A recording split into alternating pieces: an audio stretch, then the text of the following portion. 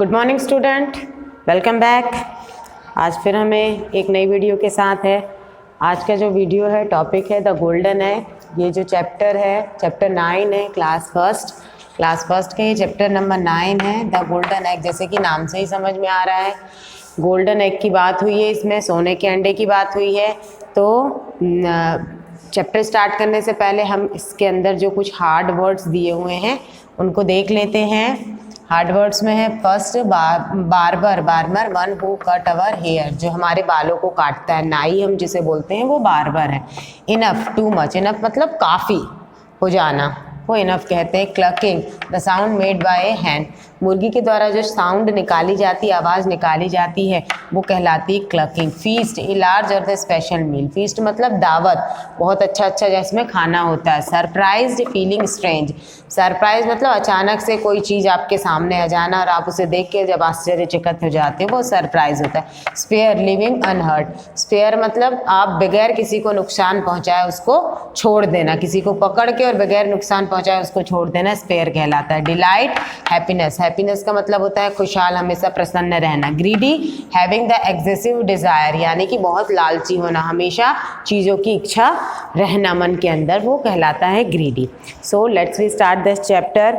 हरिया, a poor barber lived alone in his small hut, Hariya एक बहुत गरीब बार्बर था, नाई था, जो अकेला ही एक छोटे से झोपड़े में रहता था। ही वर्कड वेरी हार्ड, वो बहुत हार्ड वर्क था, बहुत मेहनती था। And whatever he earn was enough to fulfil his need, और जो भी वो कमाता था वो उससे बहुत संतुष्ट था। One evening after returning from work, हरिया वॉज हंग्री, एक दिन जब वो अपने काम से वापस लौट रहा होता है तो वो बहुत ज़्यादा हंग्री फील करता है, भूख, अपने आप को भूख महसूस करता है। What shall I cook tonight, और वो सोचता है कि मैं आज क्या बनाऊँ। He thought just then the heard a hen clucking outside his hut, तो इतने जब वो विचार कर रहा होता है कि आज मैं क्या बनाऊँ, उतने में उसे एक हैन, मुर्गी की आवाज़ सुनाई देती है, जो उसके झोपड़े के आसपास से ही आ रही होती है। Then would make a great feast for me, और वो ये सोचता है कि अगर मैंने इसे पकड़ लिया तो आज तो मेरी दावत हो जाएगी। Thought Hariya and prepare to catch the hen, और वो पूरी योजना बना लेता है कि किस प्रकार से मैं इस हैन को पकड़ूं। With a little effort he was able to catch the hand, और कुछ मशक्क़त के बाद, कुछ मेहनत के बाद उसने उस हैन को पकड़ लिया। As he was about to kill the hand, it said, Please do not kill me, oh kind man, I will help you, और जैसे ही वो उसे मारने की कोशिश करता है, काटने की कोशिश करता है, वो जो हैन है वो बोल पड़ती है कि मुझे तुम मत मारो, मैं तुम्हारे लिए बहुत यूजफुल हूँ, मैं तुम्हारी मदद करूँगी। हरिया स्टॉप्ड, दो he was surprise that the Hahn spoke, he asked how can you help me, सबसे पहले तो वो ये देखकर आश्चर्य हो जाता है कि हैन किस प्रकार से बोल सकती है, और फिर वो पूछता है कि तुम मेरी हेल्प कैसे करोगी।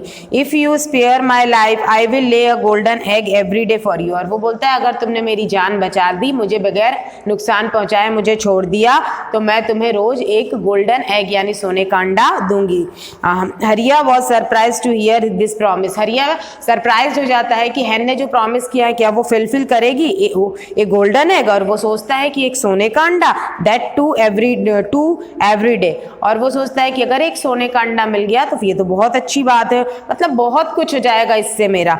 But why should I believe you, पर हरिया बोलता है कि मैं तुमको पर कैसे यकीन करूं। If I don't lay the golden egg tomorrow you can kill me, लेकिन वो हम तो इतने में वो मुर्गी बोलती है कि अच्छा ठीक है, अगर मैंने कल तुम्हें सोने का अंडा नहीं दिया तो तुम मुझे कल मार देना। Said the hen. After this promise Hariya spared the hen and waited for the next day, और जो हरिया है उसने उस मुर्गी को छोड़ देता है वो, और अगले दिन का इंतजार करता है। द नेक्स्ट मॉर्निंग हरिया फाउंड ए गोल्डन एग, और अगले दिन हरिया को एक सोने का अंडा मिलता है।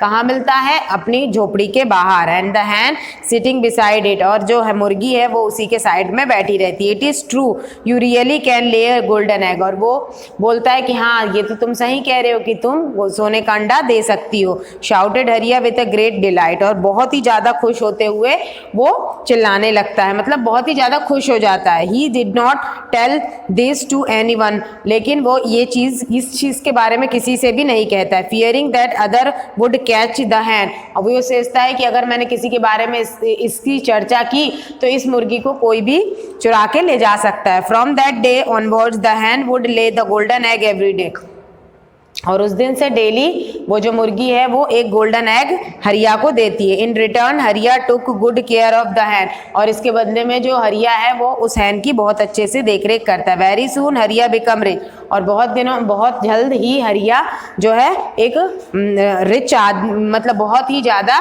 रिच बन जाता है, अमीर बन जाता है। बट ही बिकम ग्रीडी, लेकिन साथ ही साथ वो अमीर होता है, साथ ही साथ वो लालची भी होता जाता है। He thought if I cut open the hen's stomach I can get out all the golden egg at once, और वो ये सोचता है कि क्यों ना मुर्गी के पेट को ही काट दिया जाए, जिससे मुझे एक ही बार में सारे अंडे मिल जाएंगे, रोज रोज उसके एक अंडे का इंतजार नहीं करना पड़ेगा। I do not have to wait for the hen to lay the golden egg one by one, और मैं इतना इंतजार क्यों करूं, है ना, कि एक एक दिन में एक एक अंडा वो मुझे दे। That night he thought the hen inside his house and killed the hen, but he found no golden eggs not even one, और वो उस रात को उसे पकड़ता है चुपके से और उसका पेट काट के देखता है, उसमें उसे एक भी अंडा नहीं मिलता है।